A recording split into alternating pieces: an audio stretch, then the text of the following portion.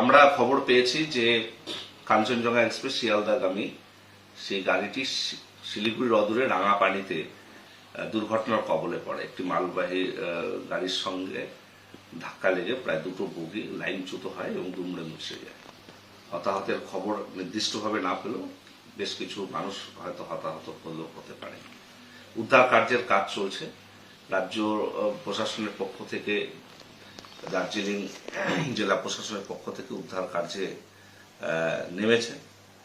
Police প্রশাসনের পক্ষ থেকে উত্তরবঙ্গ রাষ্ট্রীয় পরিবহন নিগমের সঙ্গে আমার সঙ্গে যোগাযোগ করা হয়েছে বেশ কিছু গাড়ি দেওয়ার জন্য, যারা আটকে রয়েছে যাত্রীদেরকে গন্তব্যস্থলে পৌঁছে দেওয়ার জন্য।